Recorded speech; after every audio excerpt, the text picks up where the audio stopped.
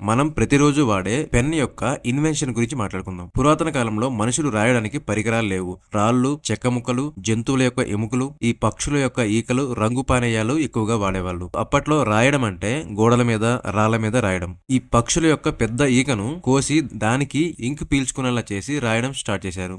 దీన్నే క్విల్ పెన్ అంటారు. ఈ పెన్ తో యూరోప్ లో కొన్ని వందల సంవత్సరాలు రాశారు. కానీ ఇందులో లోపాలు ఏంటంటే త్వరగా మురికవడం, తరచుగా ఇంక్ లో ముంచాల్సి రావడం, తెగిపోవడం లాంటివి జరిగేవి. కాబట్టి ప్రజలు మంచి పరికరం గురించి ఎదురు చూశారు. తర్వాత రీడ్ పెన్ వచ్చింది. ఇది చెక్కతో తయారయ్యేది. ఇంక్ లో ముంచి రాసేవాళ్ళు. దీన్ని కొంతకాలం తర్వాత మెటల్ తో తయారు చేశారు. తర్వాత ఇది డిప్ పెన్ గా మారింది. ఇది స్ట్రాంగ్ గా ఉండేది, అలాగే ఫాస్ట్ గా రాసేది. ఇంక్ కొంచెం ఎక్కువసేపు నిల్వ ఉండేది, కానీ ఇంక్ బాటిల్ అనేది తీసుకెళ్లాల్సి వచ్చేది. తర్వాత 1827 లో ఈ రొమానియా ఇన్వెంటర్ ఇంక్ బాటిల్ తీసుకెళ్లకుండా పెన్ లోనే ఇంక్ నిల్వ చేస్తే ఎలా ఉంటుంది అని ఆలోచించాడు. అలా 1827 లో ప్రపంచంలో మొట్టమొదటి ఈ ఫౌంటైన్ పెన్ పుట్టింది. ఇది లోపల ఇంక్ ట్యాంక్ ఉండి ఈ చిగురు ద్వారా ఇంక్ ఫ్లో అయ్యి ఎక్కువసేపు రాయగలిగేలా ఉండేది. కానీ ఫౌంటైన్ పెన్ కు కూడా కొన్ని సమస్యలు ఉన్నాయి. ఇంక్ అనేది లీక్ అవ్వడం, జేబులో పెట్టడం అనేది కష్టమయ్యేది. కాబట్టి ఇంకా డెవలప్మెంట్ అవసరం. తర్వాత హంగేరీకి చెందిన లాజ్లో బీరో అనే అతను వార్తా పత్రికలో పనిచేసేవాడు. అతని తలలో ఒక ఐడియా వచ్చింది. పెన్ చివర ఒక బంతిని పెట్టి రోల్ అవుతూ ఎందుకు రాయకూడదు అని ఆలోచించాడు. ఇలా బంతి తిరుగుతూ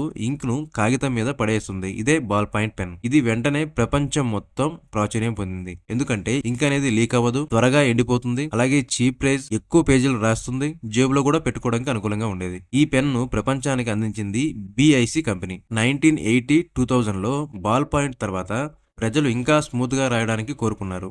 అలా gel pens, roller pens, refill pens లాంటివి రావడం జరిగింది. నేటి యుగంలో smart pen, digital pen, stylish pen, 3D printing pen లాంటివి చాలా రావడం జరిగింది. కానీ ఇప్పటికీ ప్రపంచంలో ఎక్కువగా వాడేది బాల్ పాయింట్ పెన్.